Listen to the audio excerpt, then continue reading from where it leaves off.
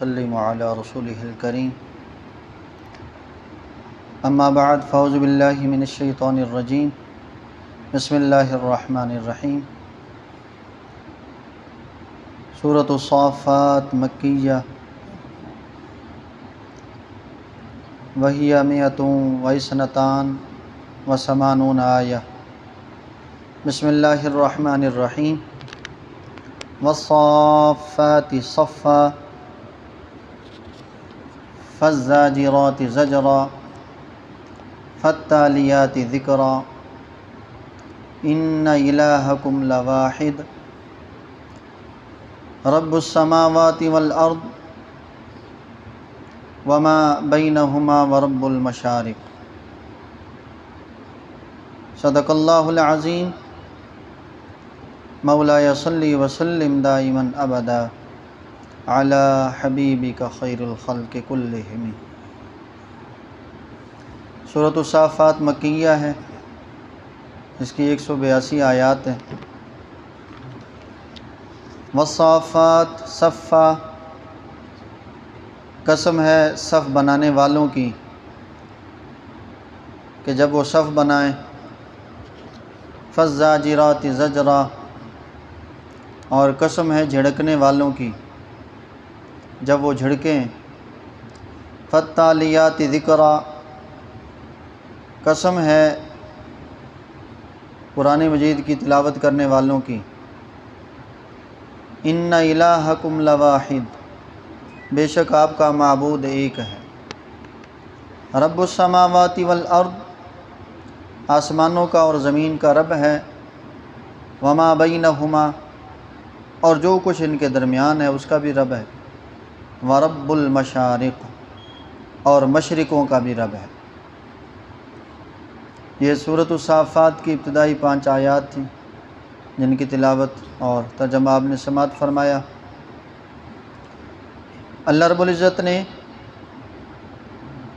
اس سورہ مبارکہ کا آغاز قسم سے فرمایا کہ قسم ہے صف بنانے والوں کی جب وہ صف بنائے۔ اس کے بارے میں مفسرین کے مختلف اقوال ہیں۔ امام جلال الدین سیوطی رحمۃ اللہ علیہ نے جو لکھا وہ یہ ہے: الملائکہ تصف نفوسہا فی العبادہ، اس سے مراد ملائکہ کی وہ صفیں ہیں کہ جب وہ اللہ تعالیٰ کے حضور عبادت میں صف بنا کے کھڑے ہوتے ہیں۔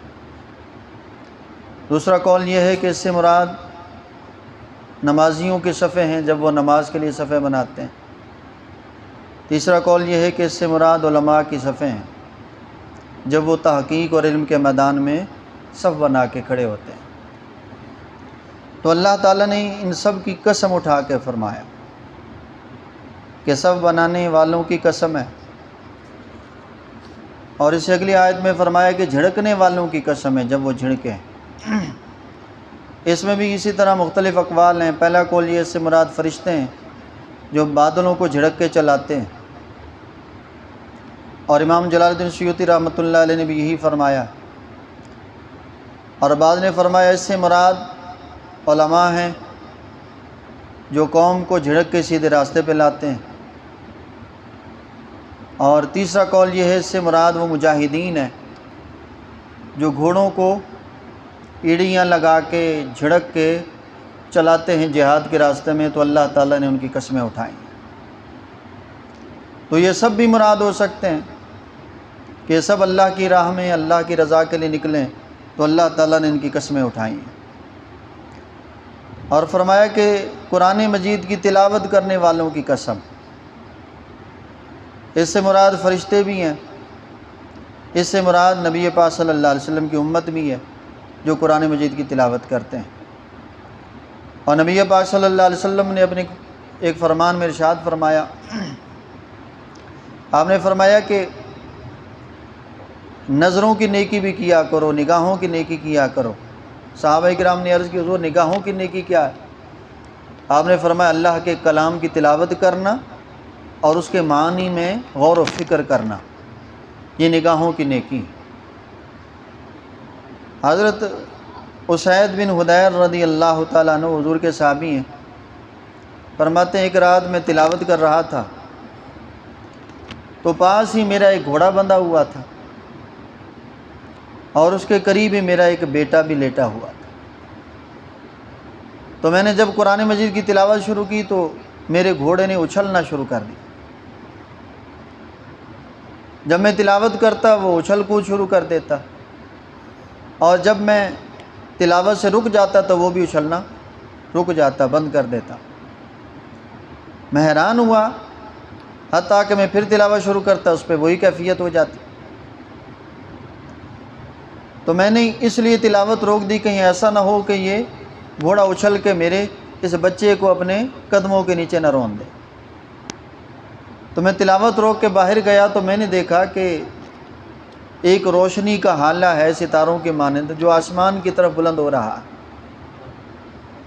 اور وہ اوپر ہوتا گیا تاکہ بلند ہو گیا۔ تو صبح میں نے نبی پاک صلی اللہ علیہ وسلم سے یہ بات عرض کی، تو حضور اس طرح میں نے تلاوت کی، میرا گھوڑا بھی اچھلتا رہا، اور اس کے ساتھ میں نے اسی طرح ایک روشنیوں کا دائرہ دیکھا، حالہ دیکھا۔ تو نبی پاک صلی اللہ علیہ وسلم نے فرمایا کہ جب تم تلاوت کر رہے تھے تو آسمان کے فرشتے اتر کے تمہاری تلاوت سن رہے تھے،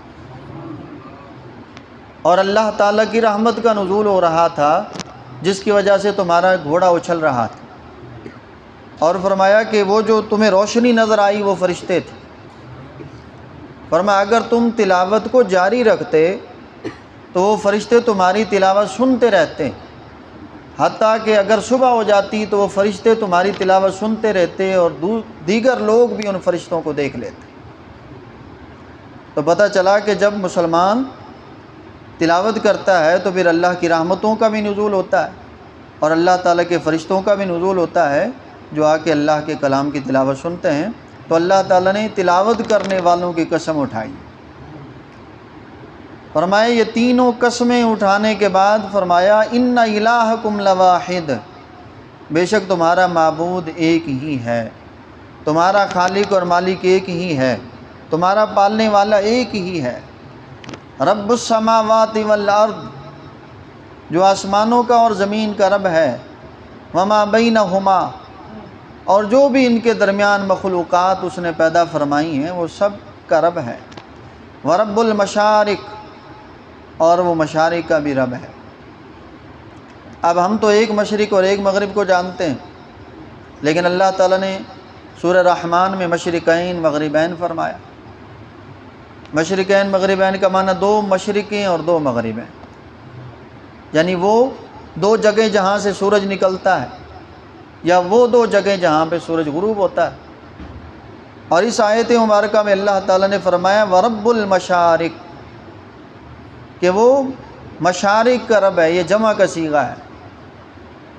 تو پتہ چلا کہ سورج طلوع ہونے کی ایک یا دو جگہ نہیں ہے، بلکہ اللہ تعالیٰ نے سورج طلوع ہونے کی بے شمار جگہیں بنائیں۔ جس طرح سورج کے طلوع ہونے کی مختلف جگہ ہیں، اس طرح سورج کے غروب ہونے کی جگہ ہیں۔ ہم گرمیوں میں دیکھتے ہیں کہ سورج کہیں سے نکلتا ہے، سردیوں میں دیکھتے ہیں کہ سورج کسی اور جگہ سے نکل رہا ہوتا ہے۔ اس طرح ہم گرمیوں میں دیکھتے ہیں کہ سورج کہیں دور جا کے ڈوب جاتا ہے، اور سردیوں میں دیکھتے ہیں کہ سورج قریب ہی ڈوب جاتا ہے۔ تو یہ اللہ تعالیٰ نے اس کے ڈوبنے کی منازل اور مقامات بنائے ہیں۔ اس لیے اللہ تعالیٰ نے مشارق فرمایا کہ وہ مشرقوں کا بھی رب ہے۔ اور سکندر ذوالقرنین نے جب پوری دنیا کا سفر کیا تو اس نے مشرق اور مغرب کو بھی جا کے دیکھا۔ قرآن مجید میں ہم سورہ کہف میں پڑھ آئے ہیں کہ کفار نے نبی پاک صلی اللہ علیہ وسلم سے ذوالقرنین کے بارے میں سوال کیا، تو اللہ تعالیٰ نے قرآن مجید کی آیات نازل فرمائیں۔ تو وہ ذوالقرنین کا واقعہ نبی پاک صلی اللہ علیہ وسلم نے بیان فرمایا۔ تو ذوالقرنین نے کہا کہ میں نے دیکھا کہ سورج تاریکیوں میں، سمندر کی تاریکیوں میں ڈوب رہا ہے۔ تو وہ دنیا کے اس کنارے تک گیا جہاں تک اس نے یہ دیکھا کہ سورج تاریکیوں میں اور سمندروں کی گہرائیوں میں ڈوب جاتا ہے۔ تو اللہ رب العزت نے اس سورہ مبارکہ میں تین قسمیں اٹھا کے اپنی توحید کا ذکر فرمایا کہ تمہارا معبود ایک ہی ہے، اور وہ آسمانوں اور زمینوں کا رب ہے، اور جو کچھ اس کے درمیان مخلوقات ہیں ان کا بھی رب ہے، اور وہ مشارق کا بھی رب ہے۔ تو اللہ تعالیٰ نے یہ قسمیں اٹھا کے بتایا کہ توحید اتنا اہم مسئلہ ہے کہ میں اس کو بیان فرمانے سے پہلے تین قسمیں اٹھا رہا، اور قسمیں ان کی اٹھائی جاتی ہیں جو معزز محترم ہوں، تو پتہ چلا یہ تینوں چیزیں اللہ تعالیٰ کے ہاں عزت والی اور تکریم والی ہیں کہ جن کی قسمیں اٹھا کے رب العالمین نے اپنی توحید کا اعلان فرمایا۔ اور یہ سورہ صف بڑی شان والی صورت ہے۔